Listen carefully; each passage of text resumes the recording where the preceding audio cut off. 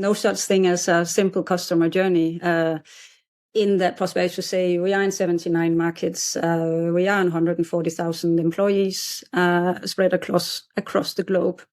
And when it comes to customer journeys, people like to refer to the customer journey, but in fact we have hundreds, if not thousands, depending on who's using them and how they are defined. We can have a global journey, we can have the more regional, we can have the more segmented.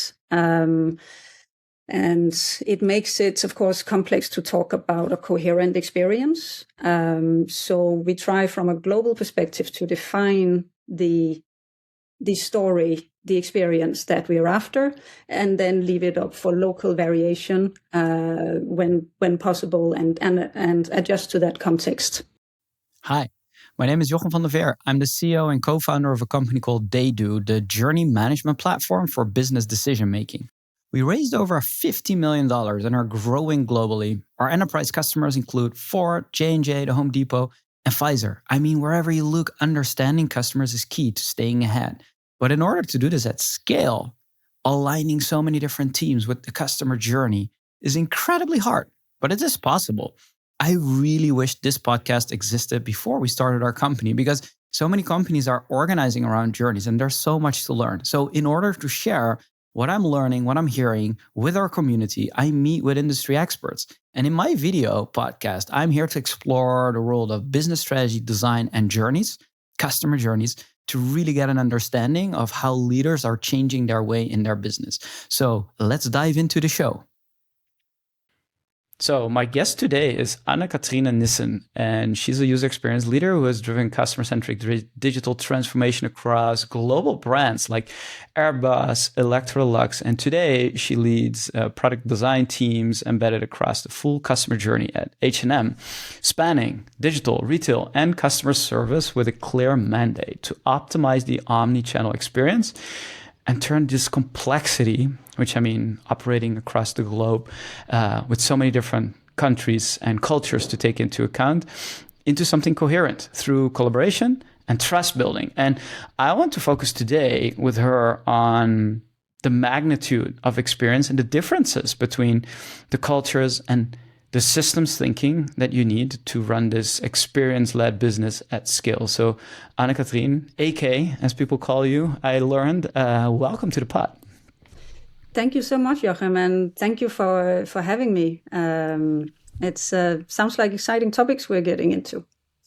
Yes, let's make it exciting for everyone. But maybe like to understand scale, if we can even pinpoint it, right? For H&M at 79 countries, can you just talk about maybe like use the simple term as a customer journey to really understand like what that means, right? Is it component based? Is it channel based? Is it culture based, country based? Like it's such a big topic. So let's get a little bit of the lay of the land, what it means to leading like the H&M experience strategy when it comes to thinking about such a simple thing as the customer journey. Yeah. Yes, there is no such thing as a simple customer journey. In that prospect to say we are in 79 markets, we are on 140,000 employees spread across the globe. And when it comes to customer journeys, people like to refer to the customer journey, but in fact we have hundreds, if not thousands, depending on who's using them and how they are defined. We can have a global journey, we can have the more regional, we can have the more segmented. And it makes it, of course, complex to talk about a coherent experience. So we try from a global perspective to define the story, the experience that we're after, and then leave it up for local variation when possible and adjust to that context. I would love to dig into this a little bit because on a global level, when you're setting this up, right? What should we be thinking about? Are these guiding principles? Is it like every experience should have like these basic requirements met, or we are using peak end in this way, we're thinking about efficiency in that way? How do you bring that to life? Because I imagine it's not like, oh, here's like ideal customer experience expressed as a customer journey, and then the teams have to basically hold that into account. Yes, exactly. We've probably all seen the kind of customer journey entering and here, and then you check out or returns. And once we make these artifacts, that's like 1%. Then you have not even started. You have just a little bit kicked off. Because it's about entering the different conversations in the company to engage with all these different cultures and segments in the company. So it's 1% inspiration and 99% perspiration, getting the legwork in to build the relations and build the bridges to all the teams in all the, or not all the teams, but the teams that will help make an impact and has an influence and an interest in working in this particular journey. Those are the ones you will have to connect to. As a designer in my background, I tend to take two things into account. I need to think like a researcher. I need to understand all the time what's going on, what are my users, my internal users, going to need in order to deliver on the external experience. And then I need to take their context into account. And then I need to bring in a bit of selling, so both think like a researcher and know how to sell. In order for them to be able to help.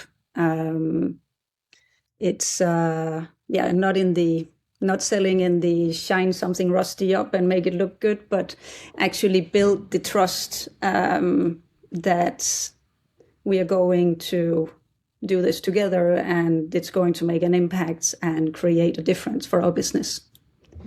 So when I go into to your organization, when I speak to like the executive you report into, when I speak to someone from your team, when I go to, I don't know, some person that's responsible for changing the in-store experience in name your country. When I say, hey, tell me what the customer journey is, do they all give a similar answer? I think every person will give a different answer. Though getting the high level parts correct, but depending where their interest and their particular area of expertise is, that's what they will dig into. And I think in every company I've worked in that is at a global scale, the cross-functional alignment has been the most difficult part. Silos are there for a reason. We get things done in a silo, but as soon as it comes to these bigger holistic alignments, it needs a lot of legwork. Legwork is the piece that we should be talking about, right? I mean, we're going straight into the deep end right now, but what it sounds like is that you're talking way more about the journey as an organizing principle to get that cross-functional alignment done, rather than it's an actual understanding of what a particular customer is going through specifically. Is that a fair assessment? That is a fair assessment, because we all come from a different angle and a different expertise, and being able to have a bit the same vocabulary, the same principles around what we are focusing on and what matters to the company, that's what needs to be addressed, and I need to be aware of as managing the journeys across the way. What would be an example of vocabulary? Because I think that's interesting, right? You have the business vocabulary, then you, as the customer experience leader in that case, bring like customer vocabulary into this. Yeah. So the journey is the melting pot. What will be an example? Like what works really well, like in terms of vocabulary, how you're bringing these worlds together? That is having the vocabulary of all of the different main stakeholders. It is knowing what they care about in sales and what they use. And I think you've talked about it earlier. Some say pipeline, some say funnel, some say journey. But we're all working towards the same goal in a sense. We're all trying to create a better company that has better impact, that's better for our customers. And the way we then talk about it becomes different. So if I can bring it back to what we're all trying to achieve, and also create a narrative, create a story around that, something that people can mind hook onto, that is the important part. So speaking sales, speaking tech, speaking business, learn the metrics, why they matter, have to make their challenges or their problems my challenges and problems.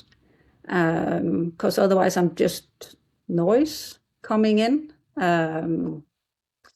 It's if I looking at something, we have many different cultures, but our brains function more or less the same. I think Daniel Kahneman talked about loss aversion, that people are more, the perception of loss is always bigger than the perception of a win. So I have to come in and explain to them in a way that they can really imagine that this is what I'm going to win out of this, and it will outweigh that they might have to change the way they're working or change. We had a project where we changed templates. We made templates where before they had full freedom, but then we had to explain to them how their life would be a much easier with these very few templates instead of the freedom they had before, and work with them to see the benefits. And then they. And when you say templates, or like specifically for marketing activities, or yeah, exactly. If you say for a website, and then before different teams would have complete freedom in designing their own pages, and then we can come in with a global. When we then came in with a global framework and say, this is, we have to use these, say, 3 templates, and then explain the benefits of that and what a more coherent experience, how that will benefit both them and the customer, and build that narrative in a way so that they can explain it to their teams. So we have to create the story, you have to speak their language, you have to address their fears, needs, problems. So it's not a sprint, it's a marathon. Right. It sounds like experience also has like influence on the right places, right? I mean, this would typically be marketing, calling the shots, and then tying it to the customer experience work. But it sounds like the recommendation came directly from the experience group. Is that correct? It can come from many places. I think as a global company, we have a lot of influences coming from different places, and the macro trends around us, the trends within commerce.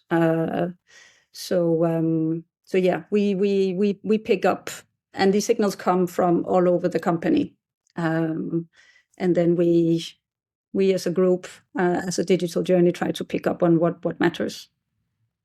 Where does this structure or structured vocabulary around the notion of the customer experience, the journey framework, if you will, like from the top down, starts to break down? Because like you said, like people think in funnels, others think in pipeline, others think literally in journeys. So having like the end-to-end customer experience, like that one is pretty easy and understandable.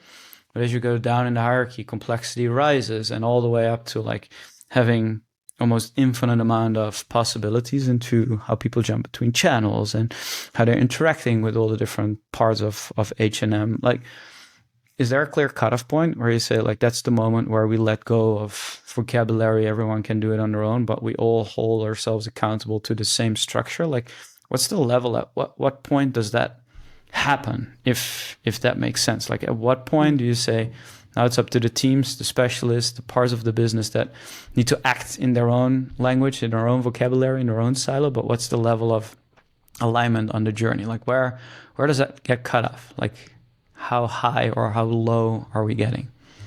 Of course, we as a company, we have goals and directions of where we're going to be and how we're going to get there. And I see it as a push-pull between upper and lower management. You get directions, and then you push up. Well, this is how we see it, and then push back. So there is, I think, it's a very healthy push-pull, And I then again, in the lower part, need to be able to present material in a way so that upper management can understand and act as well. They have an overview that I don't have at all.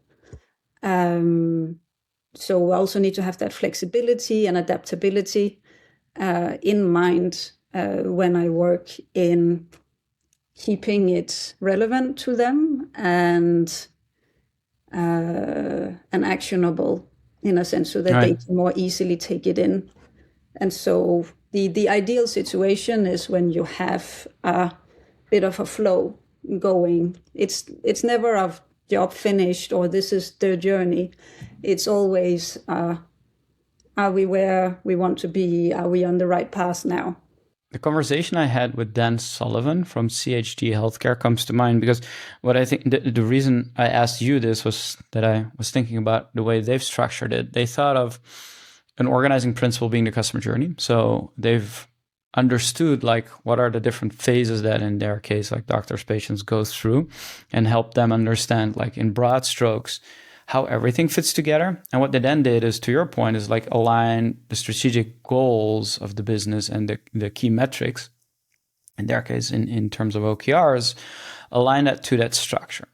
And there was one level down in the hierarchy where they also defined the schemas on like how these experiences or parts of the business from a customer experience perspective expressed in a customer journey should be tied into it. But then one level down there, they gave teams freedom to say, okay, as long as your OKRs, your journey schemas are structured in this way, the data model works. So we can align in the different parts of our business, but we can, most importantly, all appreciate the same context where our customers are in. So for them, like that was the cutoff point. So I was really curious to hear, like, is there something structured similar to how you are actually operating? And then maybe we should go into like the nuances between markets, but this might be a good one to clarify. No, but yes, indeed. I completely recognize that picture. And also as we are working agile, so we get a certain direction and this is the journey. Again, the journey. But then within that, you have a variation that is pushed more down towards the product teams. How do we deliver into this shift where we want to be in 26 or 27? And then they give their input through that and how that affects the experience. So there is always this flow between you're having the bigger strategy and then having to deliver into that. When I worked at Electrolux, we had experience flow charts, and they looked much more like a dance floor, where it would be interesting for the different teams to see how the after sales heavily influenced the brand, where they might have had that the brand was, oh, but that is the shiny thing people see in the store. No, it's how they use it for many years and then come back into our cycles. And creating that, like when you're working cross-functionally, you're constantly going around a bit, evangelizing and having a bit of having that role as being the one who connect dots and say, hey, but do you know what they're working on over here? And this might affect you here. So there is the different teams delivering in. Then you have people like me who go a bit across and try and connect dots between and then push up to management and it comes back down. It's a constant dance floor in that sense. What have you found useful, like to make the music play right in the dance, so that everyone is like following the steps and it looks like very nice from the outside in? So, what are some of the ways that, in maybe in H&M's context specifically, make it work? Especially interested in like the connecting the dots across teams that you've implemented. Can be rituals, can be ways of doing it, can be like simple methods or structures that you impose. But like, what will be some of the actual things that work really well? I tend to think of the problem or challenge first, and then I choose the method that works best. We had a big project where we saw a need that we needed to have a check-in when hundreds of people every week. So for them to be updated on what was going on. There could be other cases where like a smaller team needed a stand-up every second day in order to keep track of what was happening because things were moving so fast. And especially it depends on, are you only starting up? Because then you need to repeat things over and over and over and over, and you get tired of listening to yourself. But you have to remember you're in it for the long run. And at some point, this will be, people will have learned the words. They will have say, okay, now I understand it. And being available for talks, you have to make yourself vulnerable and keep asking, are we doing the right thing? Or not keep asking, not in a tedious way, but to be open for feedback on how we can do this better. Just staying available to the community. So in terms of method, I think it really depends on what challenge you're facing. And it's a non-answer in a sense. But it has been, going around and involving people that never comes back to you in a bad way. And then listening and seeing, okay, I think we need to do it this way, or I need to have this direction, and constantly keep the goal in mind. Accountability across teams is the hard part to get done. Sounds like because you're agile, you're able to like bring these different teams together quite efficiently. But are they driving the journey? Do they own the customer journey? Do they own a product or a part of the, let's say, the sales funnel? Like, how do we think about that, especially when it comes to like anything that is not just a feature on your digital platform? Yeah, exactly. So you have to feel ownership in order to take action, but you need to be humble enough to know that this is bigger than me and be able to connect those dots. And that's again where you're working with the culture of the company. Maybe they've been used to that the product teams were very independent, or either that they didn't have much power. And then it takes a bit of a while to change that narrative with them. Yeah, it's an ongoing work. And as designers, we need to take our world famous empathy with us. And that I think is also where, as a designer, coming into this, the listening part, and then at the same time seeing the bigger picture and being able to drive towards a goal together with these teams but it is a long-term work. And having been in-house most of my life, I think also I'm used to that this will take time. This is not a quick fix.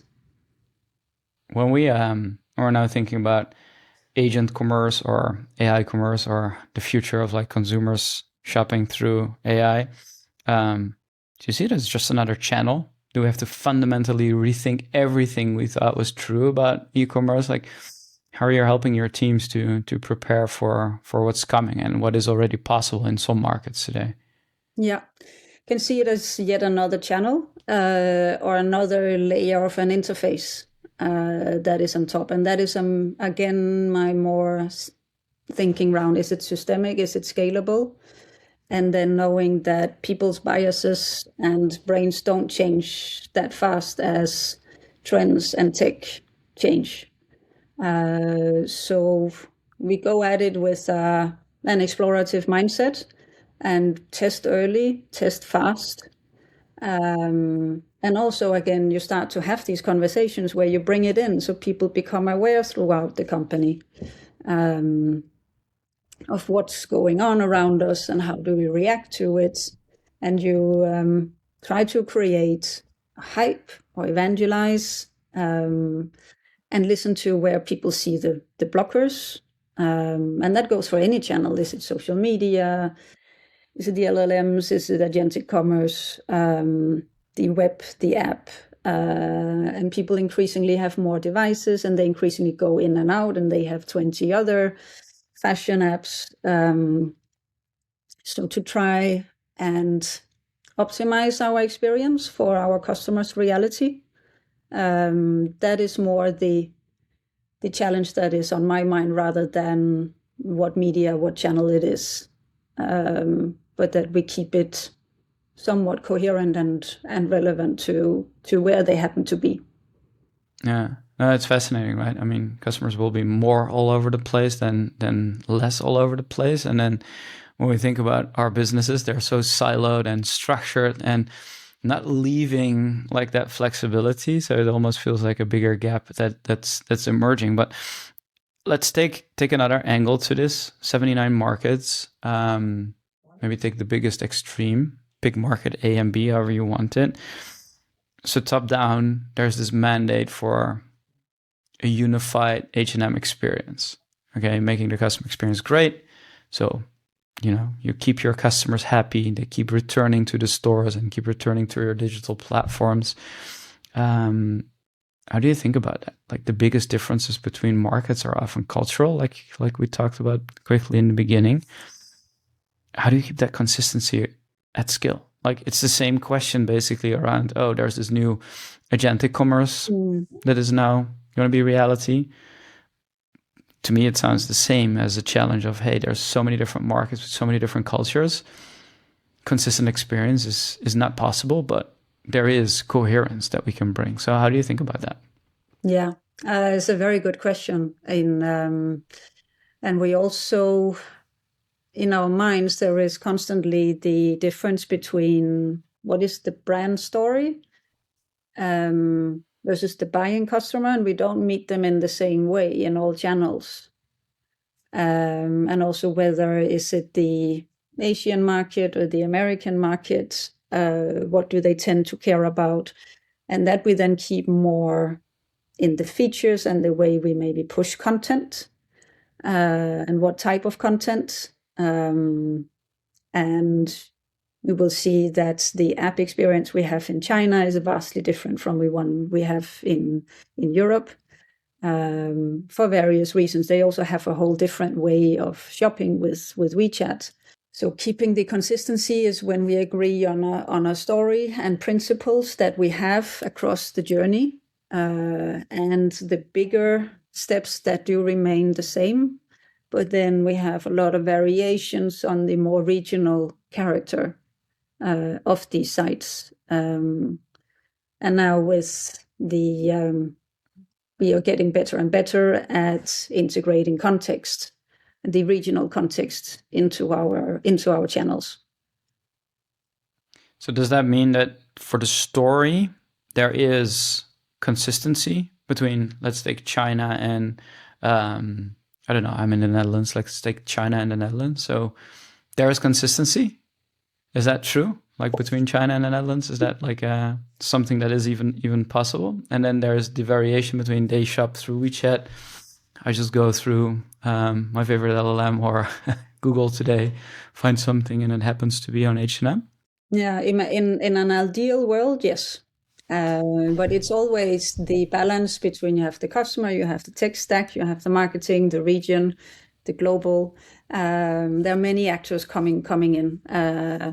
And that is also the challenge of driving, where you have a global framework and then having it transpire all the way down to the regional level. So how do you get that accountability? And like that's what bugs me. Like, I'm trying to get to the bottom of this, right? So how do you know what a great experience is? How do you know that it's performing? Does it bubble up back to the goals? Is that the way that you're able to understand that? Because I can imagine, even for you running it from Europe, like deeply understanding like how the Chinese commerce experience is today and how it's shifting is really hard. Yes, right? Because you don't have the cultural bias or like the cultural understanding. You can understand it in theory. Yeah, you're not there. So discussion we also need to have between global and then the region on what makes sense for them, and that is a discussion that we often have. So we have this framework. What's your take on it? What would work for you and not work? And there's a constant knowledge exchange on what works and what doesn't. And it's both in the physical store. They would have different checkout systems than we would have in European stores. Maybe they are having a different customer, and we have to find each other that we have these global systems and products that we then need to tune to the local relevance. It's keeps a lot of people busy. If you're enjoying this conversation, don't forget to subscribe on your favorite podcast channel and leave a review. It makes all the difference. The Experience Edge podcast is where I interview business leaders, CX pioneers, and the best designers who share their insight on creating business impact, having an edge on the customer experience. Do you want more exclusive content and behind-the-scenes access? Check out the Experience Edge podcast on YouTube and LinkedIn so you don't miss a thing. Now let's get back to the conversation. Can you give an example of when you came with the story, you came with the journey principles of how the experience is supposed to be crafted? And then you can pick any market if you want to change a different one. And in the local market say it's just impossible. It's not how things work here. Did you change your principles? Did you allow an exception? Curious to hear an example of that. Yeah, I wouldn't say we've changed principles. And again, principles can be interpreted. And that is, again, why it's important to have the story discussion at the beginning and have open discussions. And also we do check-ins. When H&M did a brand relaunch in the past years, then we also need to have a constant discussion of what is the brand now? Because it's no longer this, but what is it then? And to hold people to that in an open manner so that we're here to help and we're here to support us going through this transformation. And it comes back again to change management. So maybe can you give an example of what has shifted in the brand, maybe the last few years, that fundamentally made you rethink how H&M teams are aligning on the journey, if anything at all? Because from the outside in, obviously the brand's changing continuously, but what will be some shift in the brand that would change your approach to the whole company across all these different markets to approach journeys in a different way? Yeah. That's a very good question. Back in, say, 2019-20, H&M was more of a marketplace. We had hundreds of brands on our website, in our app. Every business unit, women's wear, kids, it was all equally important to us and still is. But we realized that we have moved away from our roots. And our roots is based in fashion. We were the first in the world to do collabs. It started out with Karl Lagerfeld 25 years ago. And H&M wanted to get back to that, to be a fashion brand that was for everybody. And for that, we needed to change the brand and the company around in order to get back to our roots. So that meant, for example, the customer insights that we had were not as valid anymore because we were looking to being in this one brand, one fashion brand experience. And we were right. So all children's clothes, women's clothes, everything had insights pegged to them, understood it from that side, but not from this unified brand experience point of view. So that if we are a brand and we are not a marketplace, how is that expressed towards our customers? And so we needed new metrics, new customer insights, saying not for this customer group anymore, but we are more for this other customer group. Then who is this customer group? And are they at all, how would they see us entering back into this field? And so we needed to update our metrics and get on board with this new experience. And that's the whole evangelizing also, working with the teams on what does this mean and drive that narrative. And so you have, and again, all your data points might not make the same sense anymore because we would be measuring different things suddenly. And we would be putting emphasis on other data points all of a sudden.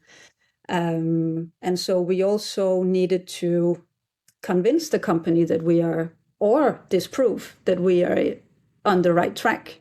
And so for me as a designer, I cannot come and say, oh, I've tested this with 5 users. It's going to be great. You need to, of course, test early, test fast, but also go big or go home. You have to be ready to put some real energy and force behind. For example, you would do bigger scale user tests. You would evangelize more. You would gather more teams. You would need to align a lot harder for a while in order to get everyone on the same page. Or are these like overnight changing where you say, okay, general journey stays the same, except the moments that matter have shifted because we're not now focused on us being a marketplace. I mean, people still like to buy from us, and this is the new type of customer segments, customer types we're serving. But that means that this point in the journey is more important than that point. And we're looking for, I don't know, delight or word of mouth versus like what we used to is conversion. Is that the way I should be thinking about this? Yeah, exactly. So also in terms of user insights, so we've been keeping track in the certain regions and with the certain users that we wanted to make sure, okay, now we have started to make the shift, and from going to now we have actually made the shift to where we want to be, and to keep measuring that and to keep track of that. In there is not only the journey, but it's the brand perception that we needed to keep track of because that was what we were shifting. So one example could be to what are the regions that matter or the cities that matter. And where are the users that we want to engage, and then really go and talk with them and dive in with them and spend a lot of time for years with them in order to constantly check in that we are doing the right thing. How did the notion of a journey help you in that? Because I can imagine that when you shift brand strategy, there's a big push across the board in the company. And then teams go, okay, but we're already doing great. Like, oh, fantastic. How do you go about that? Like, what is the role of actually like helping people when they are already believing that they're doing a great job for customers, but it's the old where you're thinking like, it's not getting into the new, but they don't see the problem. Yeah. How are you navigating that? Oh, it's quite the process. What we specifically did was start with interviewing stakeholders across all the functions, the main stakeholders, listen to the needs, the challenges, and set up the project in a way so these challenges were being addressed. At the same time, you are driving that saying, this is no longer important and this will be not so important anymore. And be ready to take those discussions. But there was no, it's where you need to have a firmer hand when you're doing an actual transformation, that you are both listening and being empathic, but you're also being clear that this is what's going to happen, but we will do this together and drive it forward, and to be as clear as you possibly can. It can be working with them. In my particular case, as a designer, I can prototype things. I can take their input. I can test and share the input with them early and say, this is what the results are, and this is what our data shows us. And slowly they will be won over. So it's a coming at it. You can't just come at it from one side. You have to come at it from different sides to demonstrate the customer experience, the business value, that the tech supports, that the marketing is in place. So it's a building. You have to leverage the relations that you built since the start. Since we started with interviewing and listening, you have built a bridge of communication. You have built trust, and you're going to have to leverage that throughout the couple of years getting this experience live. How much of accountability did you have from your group? It sounds like the responsibility to make the change was on you, or like did you get support from? Oh no, it was a bigger team. A big shout out to other people in the core team and the managers. It's just a small cogwheel where I represented design from the digital journey. Do you think that customer experience is a department or should not be a department at all? It's the whole functionally, operationally in my mind.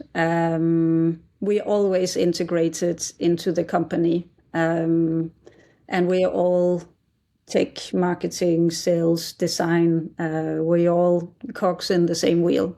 Whether organizationally, what makes better sense? I don't have an answer there. And the way I've experienced it, design, we've always been our own department, but depending on org structure and culture, it's been very different in how we have worked together with other departments. Yeah, no, it's an organizing principle question, right? It's I had Santosh on the show. He's leading, I think, product, user experience, customer experience at Macy's. If I remember from the top of my head, those are his departments under his remit. And he talked about this concept of phygital experiences, right? I mean, there's like in-store, there's all these digital channels that we're using, and there's a constant balance between that. But from his point of view, it often starts with the employees, like helping them to see behavioral change in the way they operate has a massive impact on the brand perception, for instance, which is hardcore customer experience work, if you ask me. But it doesn't belong to one person or one team. It's more like because his remit was across those teams, he could make the changes and influence the decisions. But if it's like an isolated part of an organization, if it's just a team that measures and diagnostically helps to understand what's going on, they will never make a change. Yeah, exactly. I always see that as a designer, I have to create a grassroots movement. I rarely interact with my own department, only with my team of designers that I work with in a project. But I have to be aware that this is a team effort across, and to build that grassroots movement across, and to be able to get out of my own echo chamber. That is extremely important, and to come out and be able to speak the language that they speak, like we talked about earlier. Do you believe like your journey framework, your journey data model is actually, after now you made the transition from marketplace to brand again, is something that different teams can rely on without the help of the experience function? Like, is that in a state where you feel, okay, we got it? Is it something that is constantly evolving? Like, I'm really curious because I'm seeing two things in organizations. One is they have almost like a hub and spoke model, right? Where there's like a core team having a unified data model to really understand experience from the feedback, the qualitative pieces, from the behavioral analytics pieces, from the actual performance that we're tracking in our systems. And then they basically give that to other teams to make sense of that, to analyze, to give them insights, to feed them. The other model is, okay, no. From the core team, typically like customer experience group, there's designers, there's experience researchers, there's people from data, there's leadership involved that say, this is how we operate.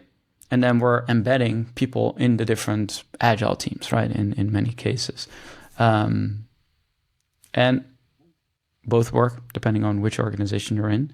So I'm really curious, like after you shifted, like what is the state? What is the lay of the land? Like how you're operating? Or maybe a better question is like, if you have a magic wand, like what is the one thing that you would change today? In the experience or in the organization? No, well, I'll leave it up to you how to answer. Find that. But I was more thinking like as you've shifted the way your insights are getting to the right teams to make decisions, especially connecting the dots across them, would be interesting to hear like where in the transition things went well, but also like waving your magic wand, what needs to change still. I think we are looking at that we are having a sea of data And some of it is getting old and some of it is still fresh, but we still have this vast sea of data coming in. And also it becomes increasing with the amount of channels we get. We also get data in. And to make sense of that, it's a growing challenge. Take in reviews. We take in how people, where they enter, where they leave things in shopping bag or not in shopping bag. How often do they come back? We interview, we track, we use different systems, and to gather that and make sense of it in a way so that it creates some transparency and clarity for the different teams that need to create something with this. Say if we see a drop in conversion and it takes us a while to figure out, was it the weather or was it that these products were not right for this region? Did we miss something in the cultural, like the way people pay or the way they return items? And it needs to be then a deep dive. And again, we have iOS, we have Android as well. These are different interaction patterns that we cannot necessarily make sense of in the same way for all of them. So we can think of our holistic journey, but as soon as we get itty-gritty, and now we have the possibility to segment better and personalize more based on the experience that we want.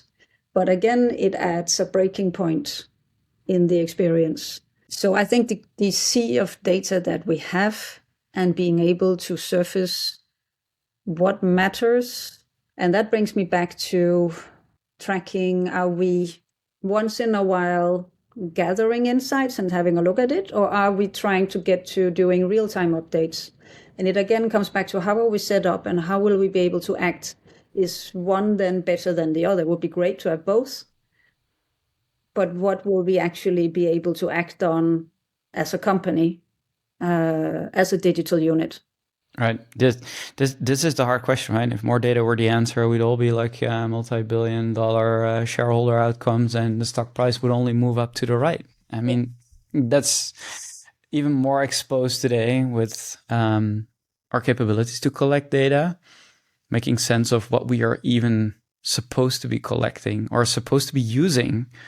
Just because you can measure the weather and it might make sense to correlate that to conversion doesn't mean that it's actually a good research to do, right? That's the hard part, right? The validity of data, not just like the validity of the outcome of the research, the validity of the inputs is more critical than ever. That's basically what you're saying. Yeah, no, exactly. And I was setting up a repository database a couple of years back, and when interviewing people and what they expected, it's like, yeah, I'll be able to find just the data for just what I need. And that's a tough sell. It's because, again, of the increasingly finding a way of filtering through the noise and get to what that team, no matter on what level, will find relevant, and managing people's expectations as to what they will get out of having a more real-time customer journey that they can tap into, or a database with insights. Setting the expectations right is also a work in itself. But if you've done your ground study well with interviews and analyzing those insights like a researcher, you should be able to anticipate that when it comes. My running theory on this is that the role for people in customer experience is actually shifting away from, I mean, there's always people that have a high quality or can do high quality research, right? I mean, that's a real skill that doesn't go away. But the role that these teams can play is not necessarily on, okay, we're building the report, but it's actually thinking through, like, what is the right data structure? What are the things we should be taking into account? What are the things we're omitting? So the role is shifting to like almost like being an architect of the data model to really understand experience. So like decoding it almost. Instead of saying, oh, we can survey people and we know the conversion rates and therefore we draw some preliminary conclusions. No, we can be way more sophisticated. And my running theory is that, we'll see more of that as being the core of the customer experience function, and less of like, oh, we'll just report out what we have found through our feedback widgets and surveys. Yeah, no, I absolutely agree. And I see in our design discipline that people that, okay, I do this project and then I deliver this and then it's done. And not thinking, we need to think constantly strategic on how it's going to be implemented, how it will live, how will it die, how will it fade away, and constantly think in the business value and how this will come across to the rest of the company. That we need to get out of our comfort zone, in a sense, especially as designers, that we think, okay, I deliver this nice artifacts and then I've done my job. But our job constantly reaches further. Again, we have to use the empathy that we are so famous for and our creative thinking to get to, how does this get implemented? How does it live? How do I follow up? And to keep reaching out from our own team. Nice. It's almost like, so the right question to ask is like, how will this insight die? Like, and when we have the answer, like you can strawman yourself and think about, how do we keep it alive?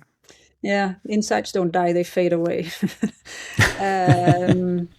Yeah, I mean, of course, we have the difference between the strategic work that we do, that is a much deeper and where we get insights that we can continue to build on, and then the tactical ones that are a bit more this feature, that interaction, this interaction, very regional research, and keeping it alive and keeping out and listening ear for, yeah, that's the problem. If you have been, I've been the person who was very knowledgeable about certain parts of the customer insights, and then I become the person, but then how do I transfer that into a database or something people can access?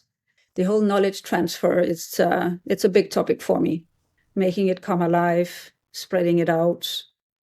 What are some of the ways that are working for you? Reminding people, it sounds extremely boring.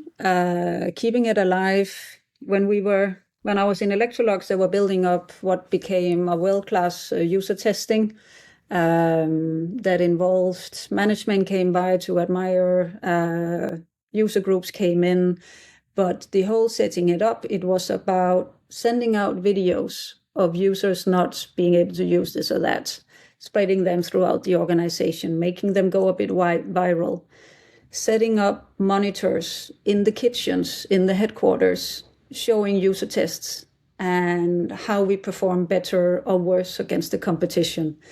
It was sending out newsletters. It was doing my whole cross-functional building grassroots talking. It's a big shout out to my old manager, Alexander Neves here. It was years in the making, and you have to come in many channels and meet your stakeholders where it matters to them. But it was a very hands-on. We also recruited user groups from inside the company, which also helped spread the word. So you had internal panels of users who would come and help us test and be part of building this up. So you made this a bit of a company-wide initiative. I remember Dan Sullivan talking about, they set up a demo where they showed the journey through physical and digital interfaces. Someone said demo or die. It's a bit that sense. If you want to keep something alive, you have to really make a plan for it and keep your eyes and ears open for how it matters to your stakeholders. Do you also see like this is pushing, right? It's like pushing it out, making sure that like, and that's a very good role that you and your team have. Do you also now see that it's shifting? Like I'm seeing, for instance, like people expect that all the answers to their questions are already available, right? I mean, thank God for our GPT. It made us believe that all the answers are here now. And if we have something on our internal systems, that's true. Like, that's not right. But I'm seeing a shift. And like, okay, people are more willing to self-serve. They're more trusting that if there is a question on their mind, they can go to a place to get more of this? Like, is that a shift that you're seeing as well? Or is it still like, no, the customer experience team is there to help the rest of the organization really understand like the people that shop at H&M? Yeah, I definitely see that. I definitely see that shift. That they come to the designers or the researchers and say, "Oh, so what's happening? What's going on?" And that is a shift of having to spend time on keeping track of this and not just live project to project, but actually going around it and being prepared and having that knowledge. It's only, your answer is only as good as the question is, as also with the LLMs.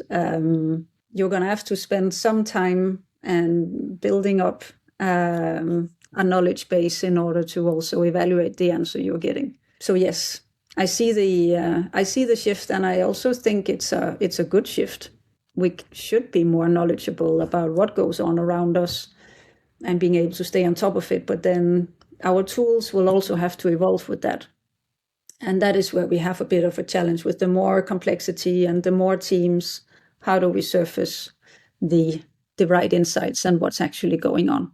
So, and we've tried out a couple of things over the years, and we keep evaluating them. Is it gathering everyone and sharing what insights are going on? Is it being able to, they can check into this program and see in real time what's going on, but then are they missing insights from the system we have not coupled onto here? Do we need to have a gatekeeper level, and when? If people just freely access insights, what we're seeing is we probably need this interpretation layer between, and a sort of Yeah, you need a validation layer, right? To say like, this is fair game for everyone to take stock on. Yeah, these ones are only true if you understand what it means, and to some it's like, it will derail you rather than actually help you. So like that, at the level of human validation, now that we expect all the data to be accessible, is going to be critical also, like for our agents to run on top of that. But that's maybe a topic for another time. I want to thank you so much for sharing today. If folks want to reach out, if they're close by, where can they find you? What's the best place to reach out? A great place to reach out is LinkedIn. They can find me there. So that's definitely not a problem, or meet up for coffee in Stockholm. Very good. If you're around in Stockholm, want to get the nooks and crannies on how H&M operationalizes experience, AK is your friend. She's there. Thank you so much for joining me today. Thank you too, Jochem. It's been a pleasure.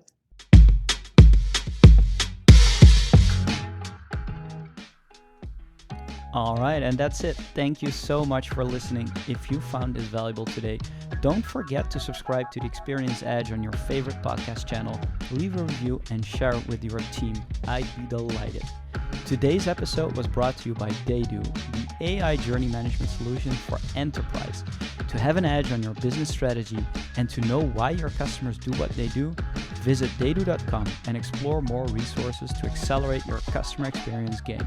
And remember, the journey to creating customer-centric impact never ends, and here's always a new edge to discover in doing things differently. Next week, new episode. Until then, keep pushing the edge and stay inspired. See you in the next episode.